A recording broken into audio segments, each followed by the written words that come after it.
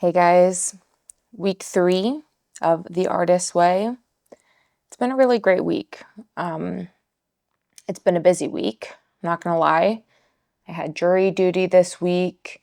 I also started 75 Hard this week, aka 75 Strong, I'm calling it, because it's about being strong. It's about progress, not perfection.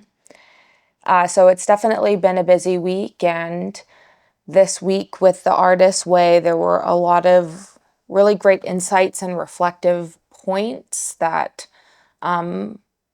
she brought up that I had the opportunity to kind of expand on in my journaling, in my morning pages, and all of the fun stuff. So let's get into it. This week is all about recovering a sense of identity. Yeah, it was really interesting. She kind of starts by talking about the process of going sane, right? Of maybe in the past having felt like there was a lot of erraticism to creativity or maybe our approach to it. And this process of recovery is ultimately the process of becoming sane again, becoming whole again, becoming present again. And she starts off right away by kind of acknowledging that we may, let me restart this. She starts off by saying and acknowledging that as we kind of grow in our creativity, so will our self-doubts, which is a really interesting thing to say because I noticed a few times this week, not that the self-doubt had necessarily gotten stronger, although of course, you know, everyone has their days. There are some days where maybe self-doubt is more of an imminent issue than other days, but mostly I noticed the sense of self-doubt just getting louder. Or maybe it wasn't even louder, it was me just noticing it more and really pointing it out as self-doubt, pointing it out as this is a thought of self-doubt versus maybe it just feeling like, oh, I'm feeling anxious right now, or I don't know, something of that nature. So she kind of starts and says, as we gain strength, so will some of the attacks of self-doubt, i.e. our mind, quote unquote, attacking us through thoughts, right? She says we can deal with these stronger attacks when we see them as symptoms of recovery. Instead of saying, oh my gosh, I'm being so doubtful of myself right now, to acknowledge that we are recovering and these thoughts that come up are us kind of like cleansing out and clearing out maybe the experiences that we would have otherwise had in our blocked creative state and labeling them or acknowledging them as moments of self-doubt, moments of criticism, moments of us being just blocked. And that's what we're working on.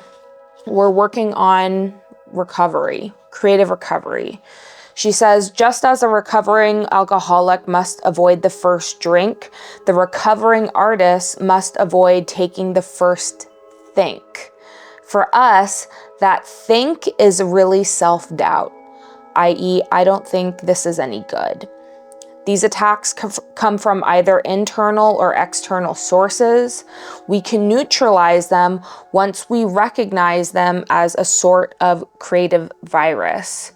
And she says, don't let your self-doubt turn into self-sabotage. And yeah, this is actually, funnily enough, I'm just kind of realizing this now, that this has really been the theme of the week, is recognizing my own moments of self-doubt and recognizing and noticing how I am approaching those moments of self-doubt and my quote-unquote coping mechanisms that are ultimately hurting my inner artist because I'm feeding into self-doubt versus knowing myself internally and knowing what I'm seeking to achieve through myself. And I'm going to go into it in a little bit too, because I have all my notes here, so I know what I'm going to talk about. But that's just been the theme of the week. And I'm realizing it even just as reading this back right now, which is awesome. I loved this chapter because she talks about this concept of self-doubt, right? And like the act of going sane, which I know I had talked about a few weeks ago, how I really appreciate how she has this approach to like stable creativity that isn't erratic. And she also talks a lot this week about maybe noticing, quote unquote, she calls them poisonous playmates, but noticing other fellow creatives or other, for lack of a better word, like toxic people who are having like an adverse reaction on our creativity. Or I won't say that they're having an adverse reaction on our creativity, because I ultimately believe that we are responsible for our own creativity, and it takes the power away from us when we say, oh, I'm not being creative because so-and-so isn't being creative. And that's like that's not a very empowering statement, number one.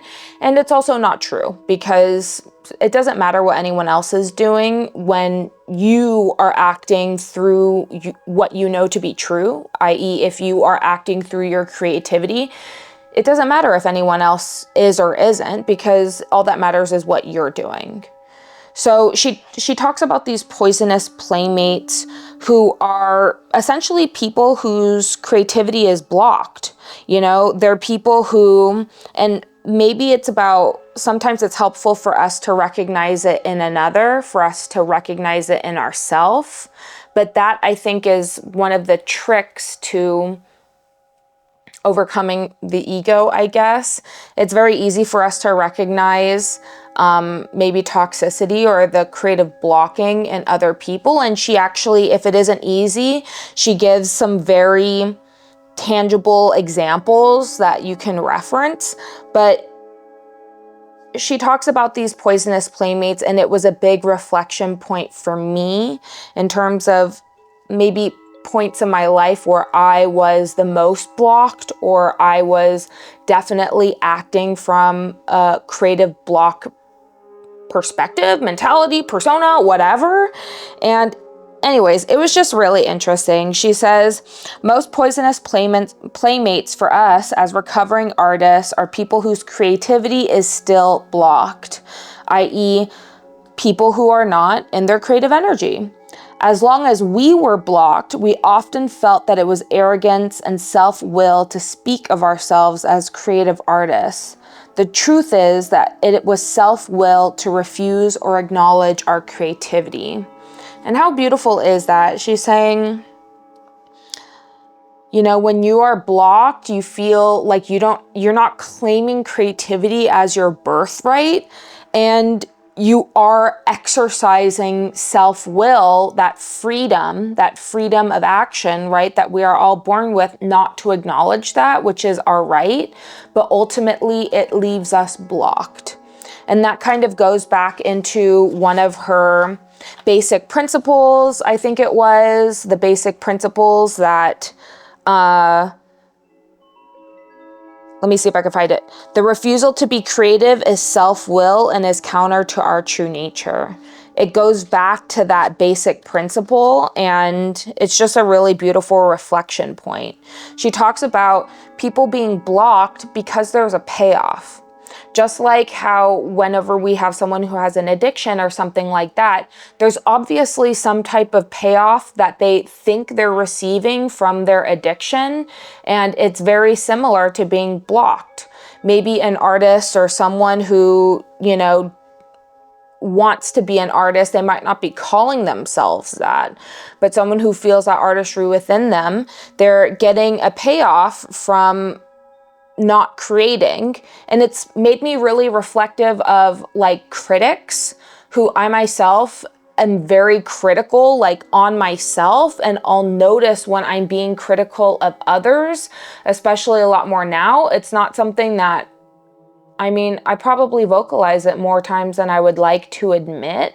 And that's like a tough pill to swallow because that's not something that I want to do.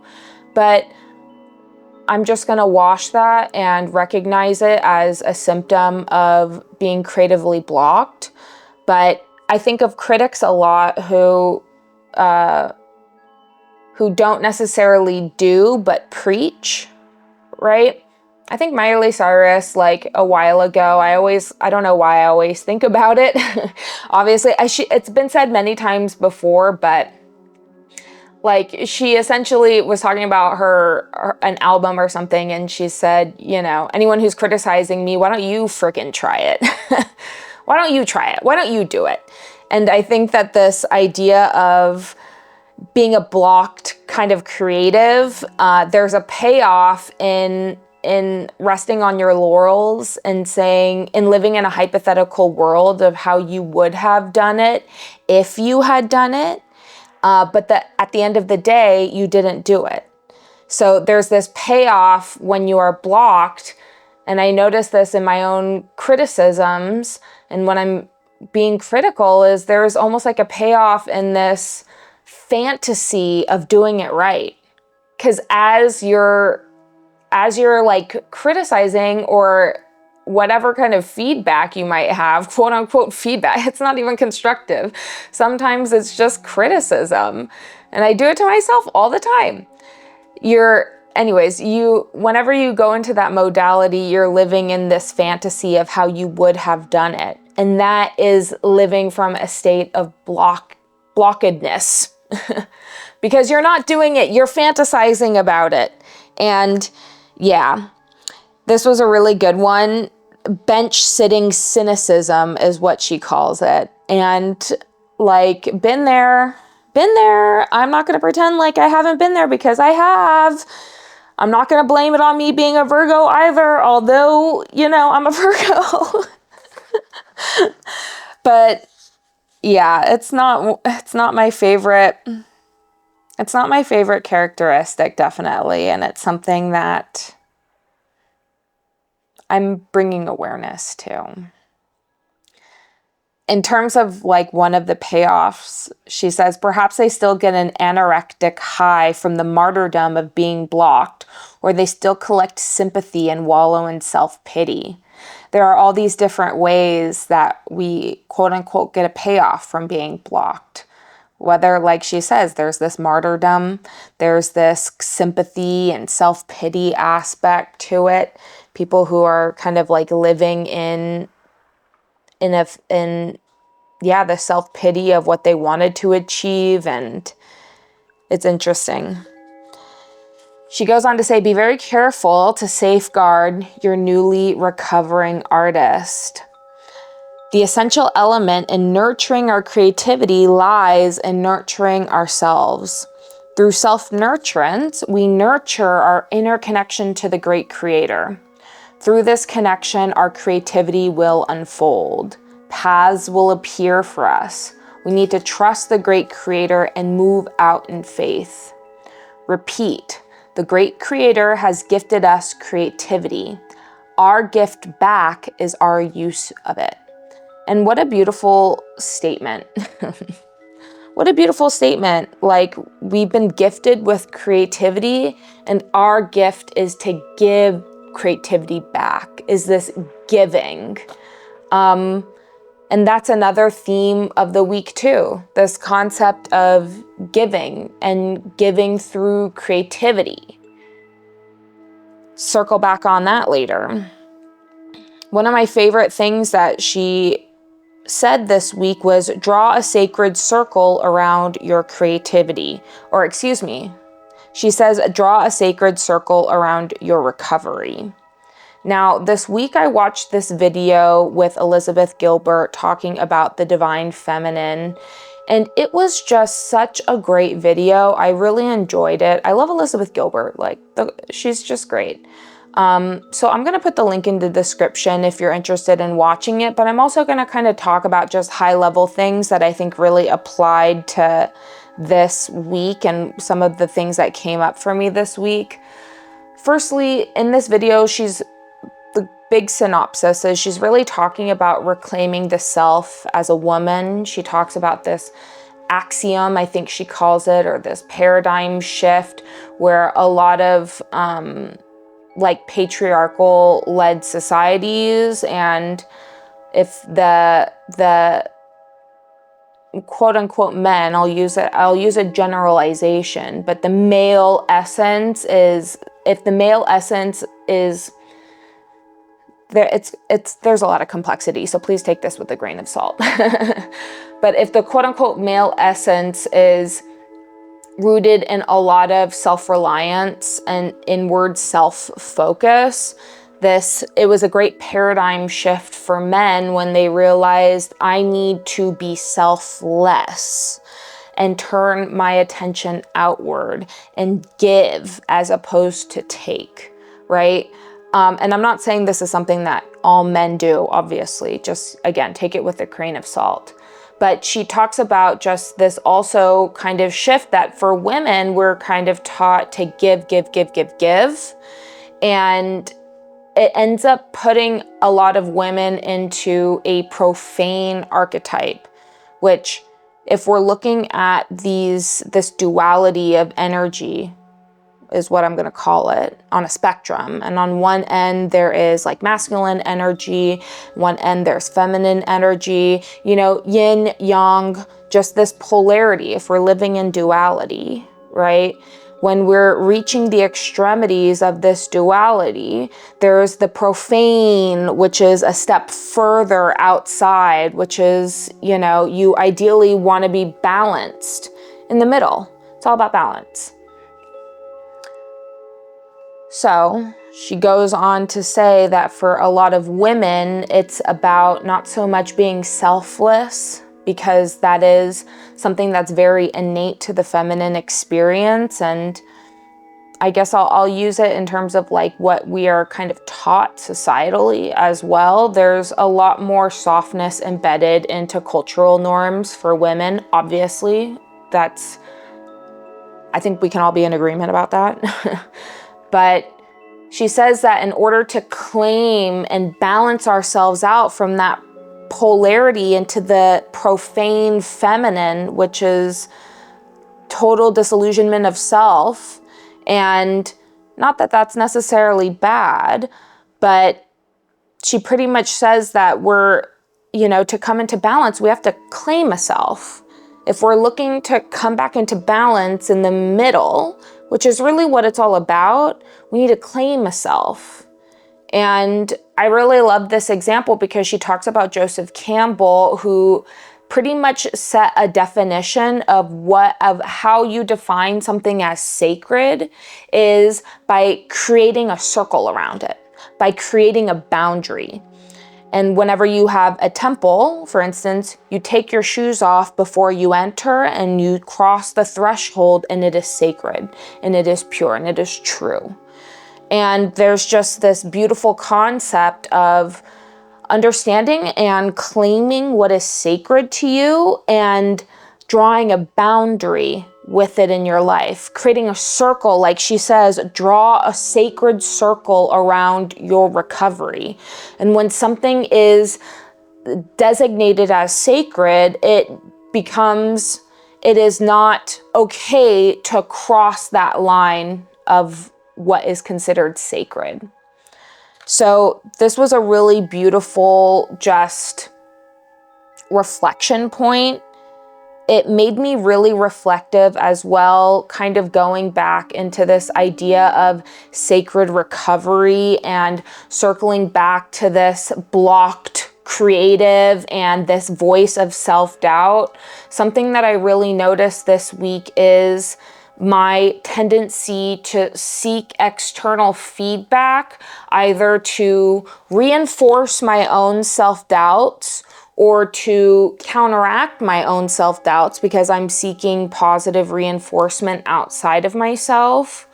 Or as a almost like putting other people in a position to be a what's the term she used? I'm pretty much energetically giving other people the opportunity to be a poisonous playmate. And that's something that Elizabeth Gilbert kind of brought out in this divine feminine conversation, and that I think about a lot is, you know, we have a lot of, we seek same energy. We vibrationally seek something that resonates with us, but the universe itself is constantly seeking balance. So if you are radiating from a place of lack, then you may also attract other people who are radiating from that same place of lack and who radiate at the same frequency as you. But it doesn't matter if it's at this end of the spectrum or this end of the spectrum in that divine feminine and masculine, if that makes any sense. Or actually, it's not divine at that point, because I feel like the divine is in the middle. I feel like it's the profane in the external, but it doesn't matter. I hope that made sense, but getting back to it. Essentially, I realized that I need to place a sacred circle around my own inner artist, and especially as it relates to feedback. There was a moment this week where I sought feedback. I'm a yoga teacher, and my voice of self-doubt says, "You're new to this." My voice of self-doubt says, "You are still learning, you are still growing, and you don't know what you're doing, and you are new. And you've only been doing this for a year, and you haven't been doing this your entire life." That is what my voice of self-doubt says. So there was an opportunity where I taught a class and I sought feedback, which I appreciate feedback, because there are times when you can't see what you can't see. And so it's helpful to receive that. But the difference between what I did, which was actively seeking out feedback in a masochistic way, versus naturally receiving feedback through the universe, is night and day. Because I ultimately don't believe, let me say what I do believe. I ultimately believe that the universe is constantly sending us feedback. I mean, how many times in our lives are we thinking about something and then synchronistically, that's a word, right? Synchronistically? I feel like I'm saying that weird. Synchronistically, that same topic, the answer presents itself, or that same problem comes up in our life, or etc. Or maybe there was a sensation that you had, like a negative feeling. There have been times in my life where when I've taught a class or something like that, I was just like, why don't I feel like I did? Why do I feel like a block? Why do I feel like negative about this experience, even though I don't think it was a bad class by any means and I didn't do anything wrong? And then later on, people are saying I was receiving feedback, not directly to me, but directly in the circumstance of what was going on. I overheard other people talking about the power of being authentic and being yourself. And I realized the feedback that I got from the universe was I felt a negative sensation in me because I didn't feel like I was being myself. I didn't feel like I was being authentic to myself. So that type of feedback to me is so valuable, because that's the universe telling me, that's the universe giving me feedback through signs and synchronicities, versus my form of, not even mine, but a tendency that I notice that I have is to masochistically seek feedback. And again, I'm doing it to either confirm my self-doubts, I'm doing it to confirm, affirm, etc., my own self-doubts, or I'm doing it to hopefully reach for some type of affirmation from someone that negates my own self-doubt. And regardless of what the intention is, I am not being my own source of feedback, and I am not listening to the God within. and I'm relying on something externally that I don't need to rely on because it exists within me. And last week I was talking too about the positive reinforcement that people receive from themselves throughout the journey. And I talked about Kendrick Lamar and how throughout his life he's probably reached the stage that he's at because he's given himself positive reinforcement. And sure, there's also been a good amount of external reinforcement, but I I don't get the impression, I don't sense, I don't know, and I also don't know, but I can sense within me that the internal reinforcement is the driving force behind creativity. It's the driving force behind the why of creativity. And ultimately, I think any artist comes to that discovery as well, where they realize it doesn't matter what anyone else says. What matters is what I say and how I feel about it. And that opens up this whole other layer of me being the source of my own feedback. And not even me as the person, but me as the God within. So that was a really great opportunity. I'm going to be starting some new feedback tactics for myself. I have a teacher journal where I'm going to write down, funnily enough, I learned a new technique, 3 glows and a grow for myself. And that will be the end of me seeking feedback from others. From now on, I would like to be the source of my own feedback. And the only benchmark for comparison is the sensation that I am seeking to express through me.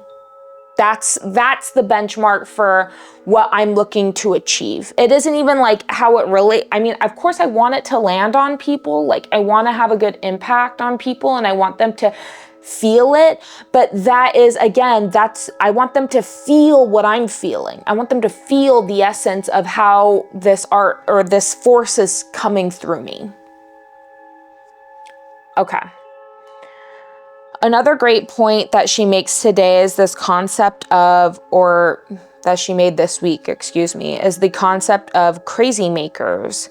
You know, she talks about some of these archetypes, again, with the archetype of the kind of erratic, emotionally volatile, crazy artist. And how a lot of artists will fall into this and they'll end up creating from ego. And it's really just them being blocked themselves. That essence of craziness is just blocking. It's just a form of blocking. It's a form of not tapping into your true power, but trying to distract yourself from your true power.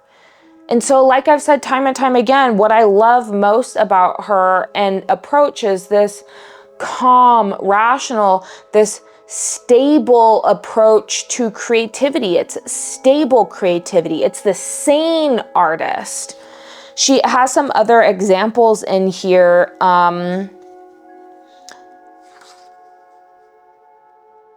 When she talks about, she has some examples of kind of how to spot crazy makers, right? She says, crazy makers break deals and destroy schedules.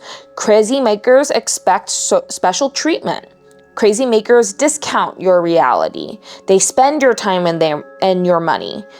They triangulate those who they deal with. She gives a long list of qualities that crazy makers exemplify. And I think it's a really great opportunity to, number one, I think she brings it up so that you can see it in those around you. So that you can see, is there a person in my life who is a crazy maker? No judgment. Let's just remove the judgment from it. And just acknowledge it as that, as maybe they are a crazy maker. Okay.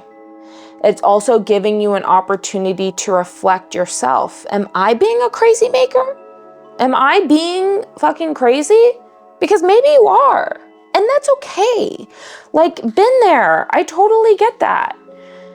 It goes back to this concept of what's the payoff that you think you're receiving. And really, ultimately, she goes into how sometimes we attract ourselves or associate ourselves with crazy makers, or we ourselves are a crazy maker, once again, because we are blocked artists. When we ourselves are being a crazy artist, we are blocked. We are not living in sanity, in stable creativity. We're not letting creative essence flow through us naturally as it's meant to. We're meant to be channels for creative essence to flow through us. And the unstable artist, the insane artist, is riding the roller coaster, right? So they're experiencing blocks, not block, blocked, not block. And so the same thing is going when we associate or we attach ourselves or connect ourselves with crazy makers. It goes back into the poisonous playmate. Are we using this person to distract us from the real work of creativity, of being stable? And that's kind of the ultimate fear that she says. You know, as blocked creatives, we're willing to go almost to any lengths to remain blocked. And that includes associating ourselves with crazy makers. She says, we fear that if we let ourselves be creative, we'll become crazy makers ourselves and abuse those around us. And your crazy maker, this is facts. I think a lot of people can really use this message. Your crazy maker is a block you chose to deter you from your own trajectory.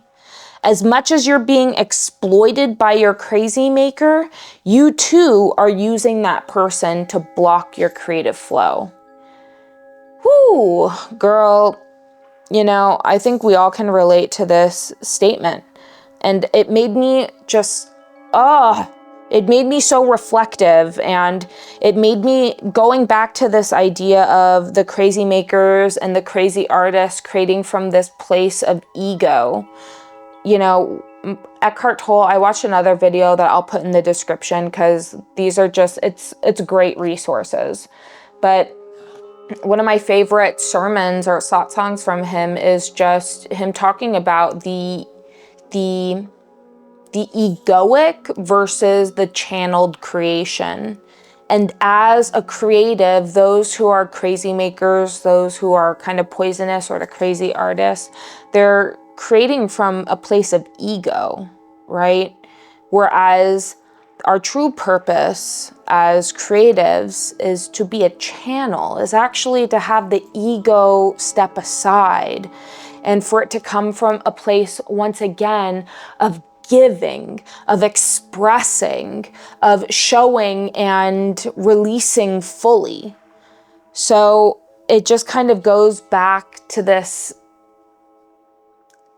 full circle moment of giving, being a channel, and releasing the blockages so that you can give and just be a conduit for creativity. Whew. It's good, baby, it's good. Okay.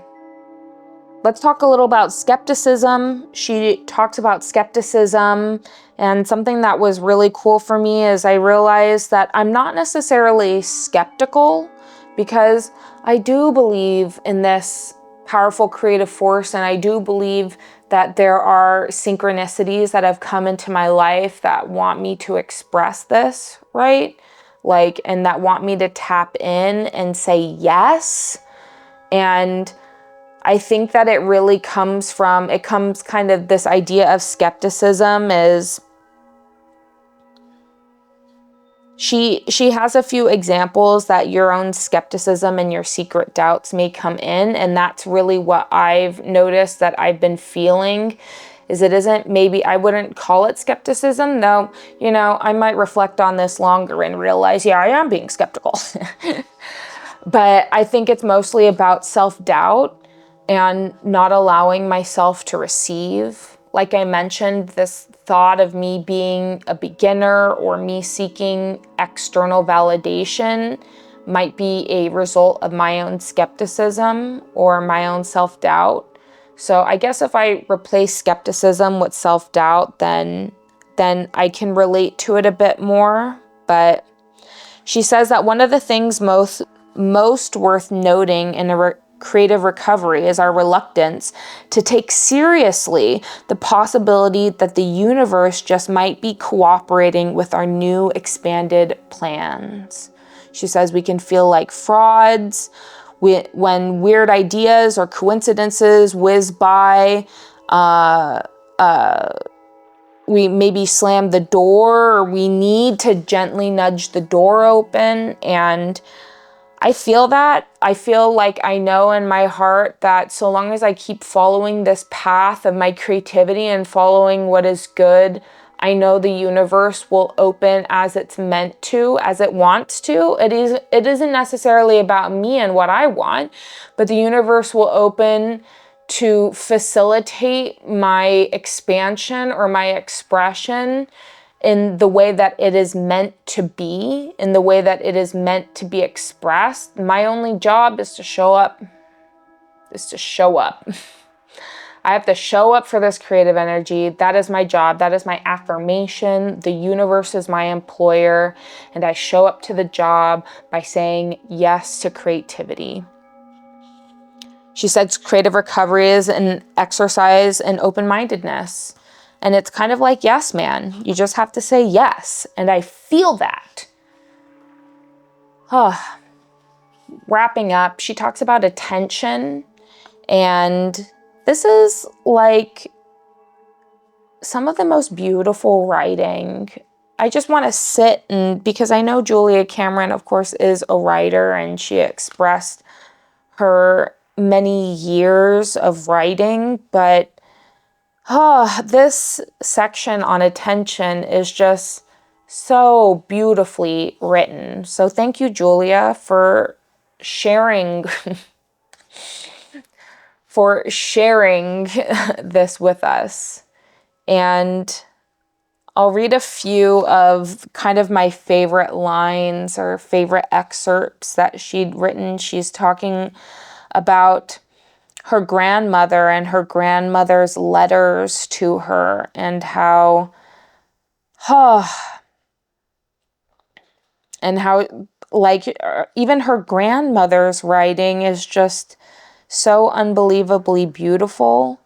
She said her letters clocked the seasons of the year in her life. She lived until she was 80, and the letters came until the very end. When she died, it was suddenly as her... Excuse me, I'm butchering this. When she died, it was as suddenly as her Christmas cactus, here today and gone tomorrow. She left behind her letters and her husband of 62 years. Her husband, my grandfather, Daddy Howard, an elegant rascal with a gambler's smile and a loser's luck, had made and lost several fortunes, and the last of them permanently.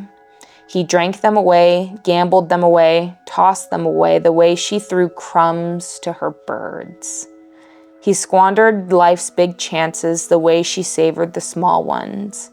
That man, my grandmother would say, or my mother would say. What? I just was so taken aback by how beautiful her writing was. But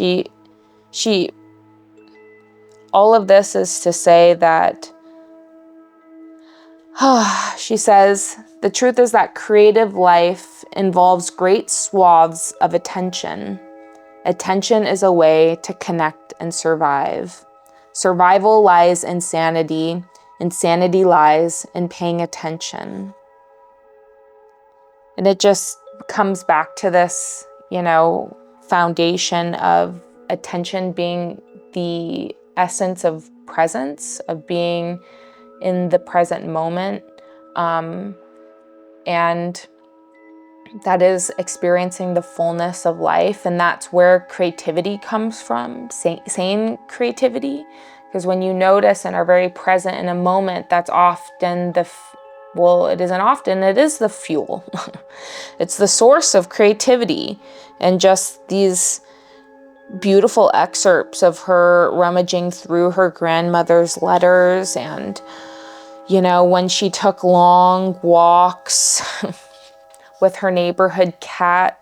She says, long talks of all we had in common, us lonely women, with her and her cat, or her neighborhood cat.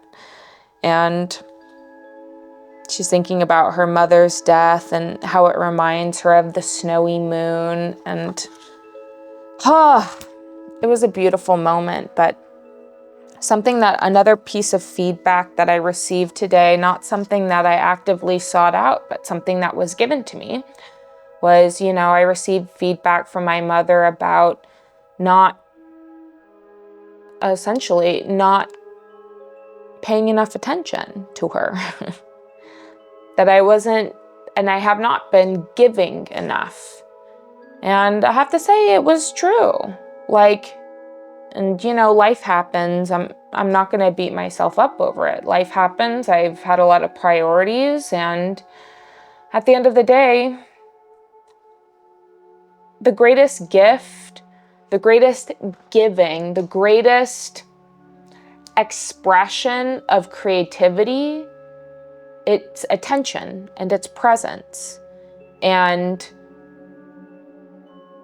yeah, I think she pretty much said to me that I'm very stingy with my time, because I am.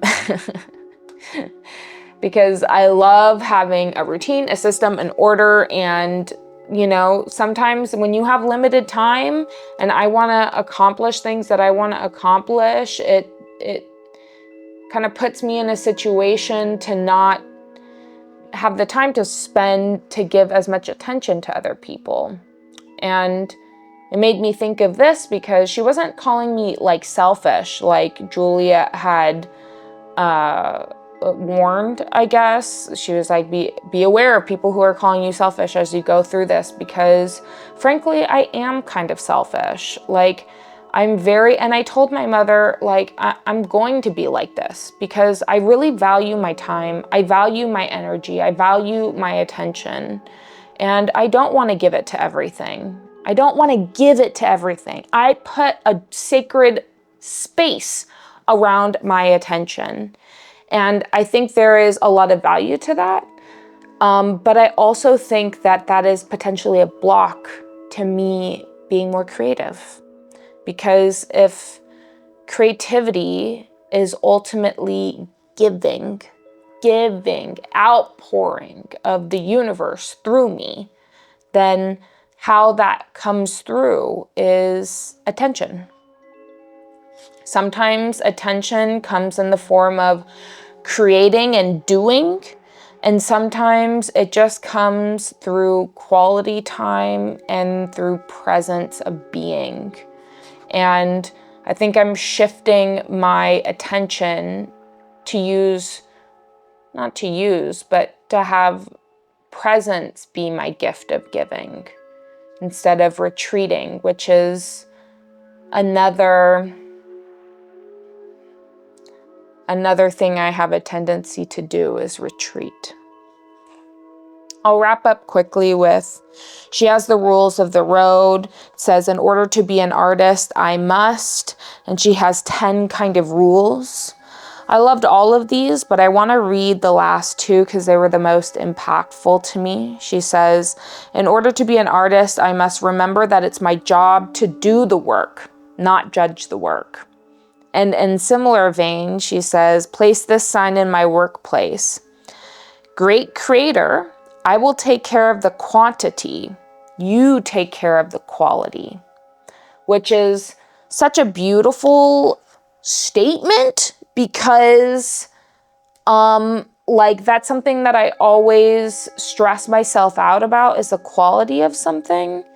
And that statement gave me the freedom to just say, you know what? The quality isn't my problem. The simple act of being present and showing up Showing up every day and bringing the quantity, the frequency, the routine, the habit, the structure, the force of showing up time, moment by moment by moment by moment. That is the work. It isn't the quality, because when I show up in the present moment and I act and I channel creativity and presence through my attention, naturally the quality will speak for itself, because the quality is not a reflection of me. The quality is not a reflection of me. It is the universe seeking to express itself. And sure, maybe there are certain skills or limitations or blockages in me as a conduit for that creative essence, but that's why I show up every day. And that's why I rely on my own internal feedback as to whether or not I lived up to the sensation that I'm looking to express. This is going to be a long video. Sorry in advance. She had a bunch of really great exercises and tasks this week, asking ourselves, where does our time go? She asked us to create a sacred boundary, to create a sacred circle. Place what's important to you in there and what is maybe not safe to be inside the creative circle in there. To ask yourself, what do I enjoy? What's just fun? And to create like this life pie of balance in your life, changes that you'd like to have in your life. I won't go through them, but it was good stuff. Now, our check-in is saying, how many days this week did you do your morning pages? I did them every day except one because I had jury duty this week, so I had to get up at like 5 a.m. Not an excuse, but, I didn't do it that day. I did have my artist date this week, and, I counted it as my artist date, but I went to the gym. And here's the thing with that is I don't think I would count it as an artist date now. I think it was an artist date then because I had just started a new gym. Like I said, I'm doing 75 hard, and it was a bonding moment for myself to enjoy my presence. I took myself out to coffee beforehand. I made it a whole big thing and just enjoyed the experience of going to the gym. But now that I am working out every day and going to the gym every day, I'm not going to consider that to be an artist date anymore. And something I realized in doing these exercises and tasks for the week is that I need to incorporate more playfulness into my artist date. My artist date need to also, I don't know, I've been taking myself out to lunch for artist date, which is awesome. I love like going out to lunch by myself. It's like one of my favorite things ever. But when she had us write down, what are some things that you enjoy doing and when was the last time you did them, I realized and she even asked this question of your life pie, like how often, what on a scale, where does play come into your life? And I just realized I need more play in my life. And just judgmental or judgment-free fun.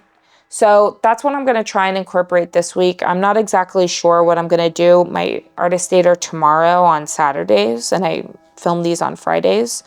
But yeah, anyways, that's pretty much it for the week. Very long video. Let's read week 3. It's called Recovering a Sense of Power. This week you may find, I can't read. This week may find you dealing with unaccustomed bursts of energy and sharp peaks of anger, joy, and grief. You are coming into your power as the illusory hold of your previously accepted limits is shaken. You'll be asked to consciously experiment with spiritual open-mindedness. Obviously, I'm having a hard time reading today. There are a lot of hyphenated words in here. I know I don't have to explain myself, but I feel like I should. I feel like I need to explain myself. Anyways, okay. I'm looking forward to week 3. I'll see you guys next week. Bye.